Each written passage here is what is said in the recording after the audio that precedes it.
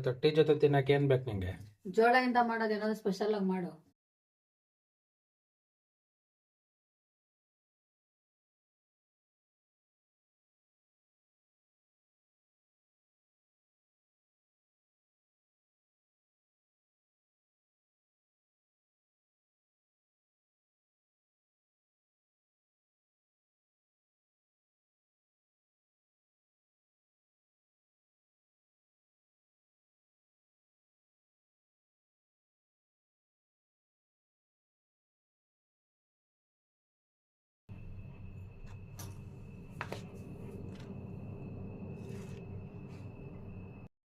First ಹಸಿಮೆಣಸಿನ್ಕಾಯಿ ಹಾಕಿ ತರತರಿಯಾಗಿ ರುಬ್ಕೊಂತೀನಿ ಇವಾಗ.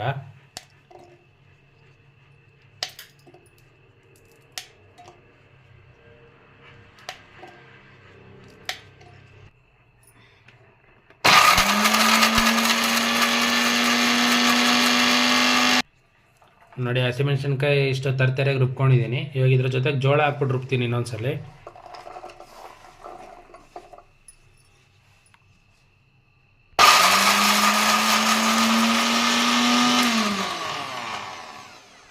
ನೋಡಿ, ಇದಕ್ಕೆ ಜೋಳ ಮತ್ತು ಹಸಿಮೆಣಸಿನ್ಕಾಯಿ ಹಾಕಿದ್ಮೇಲೆ ಇವಾಗ ಇದನ್ನು ತರತರಿಯಾಗಿ ರುಬ್ಬಿದ್ದೀನಿ.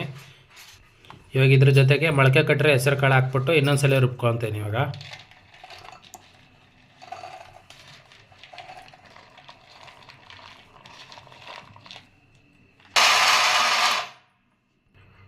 ನೋಡಿ, ಇಷ್ಟು ತರತರಿಯಾಗಿ ರುಬ್ಕೊಂಡ್ರೆ ಸಾಕು. ಹೆಸರು ಕಾಳು, ಜೋಳ ಮತ್ತು ಹಸಿಮೆಣಸಿನ್ಕಾಯಿ ರುಬ್ಕೊಳ. ಇದು ಈರುಳ್ಳಿ ಕಟ್ ಮಾಡ್ಕೊತಾ ಇದ್ದೀನಿ ಸಣ್ಣ ಸಣ್ಣಕ್ಕೆ.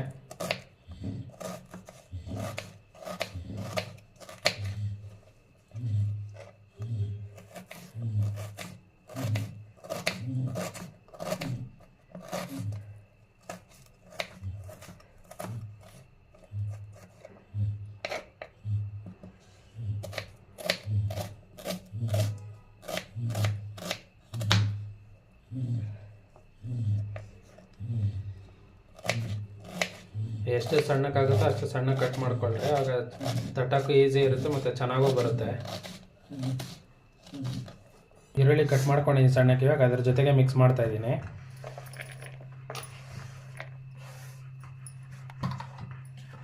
ಸಣ್ಣ ಸಣ್ಣದ ಕೊತ್ತಂಬರಿನ ಕಟ್ ಮಾಡ್ಕೊತಾ ಇದ್ದೀನಿ ಇವಾಗ.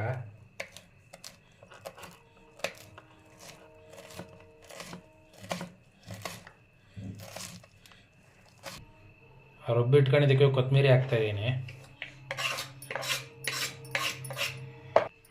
1 ಸ್ಪೂನ್ ಶುಂಠಿ ಬೆಳ್ಳುಳ್ಳಿ ಪೇಸ್ಟ್ ಹಾಕ್ಕೊತಾ ಇದ್ದೀನಿ. ರುಚಿಗೆ ಎಷ್ಟು ಬೇಕೋ ಅಷ್ಟು ಉಪ್ಪು ಹಾಕ್ಕೊಳ್ಳೋಣ ಇವಾಗ.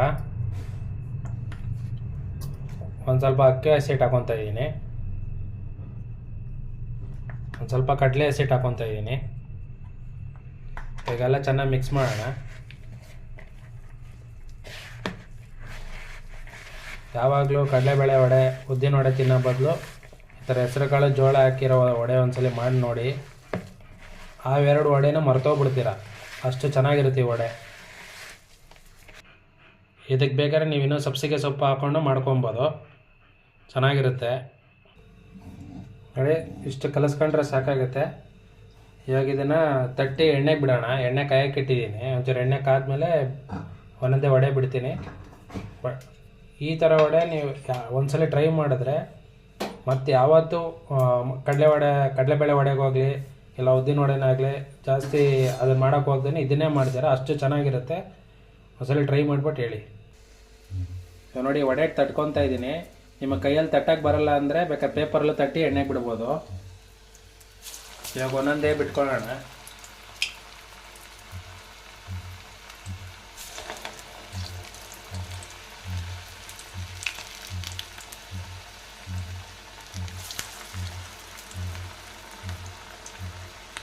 ಕಮ್ಮಿ ಉರಿ ಇಟ್ಕೊಂಡೇ ಮಾಡಿ.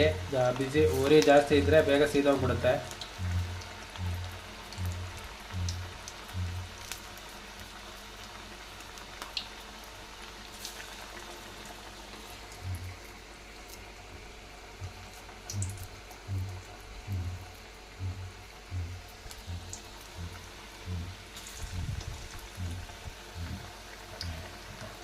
ವಡೆ ಬೆಂದಿದೆ. ಇವಾಗ ವಡೆ ಬೆಂದಿದೆ.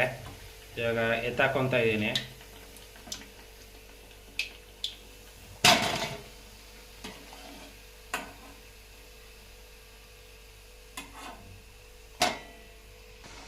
ನೋಡಿ ಇದು 2ನೇ ರೌಂಡ್ ಆಗ್ತಾ ಇರೋದು.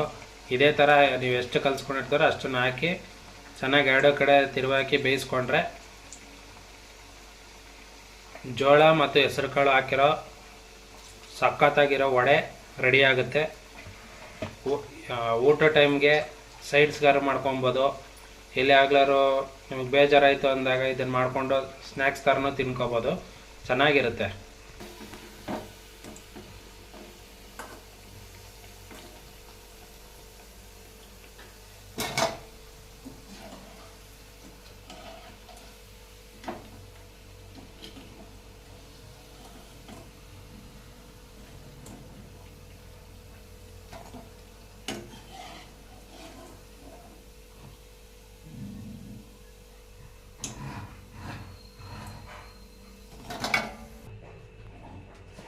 ನೋಡಿ ರೆಡಿಯಾಗಿದೆ. ಜೋಳ ಮತ್ತು ಮೊಳಕೆ ಕಟ್ಟಿರೋ ಹೆಸರು ಕಾಳು ತೊಗೊಂಡು ಮಾಡಿರೋಂಥ ವಡೆ.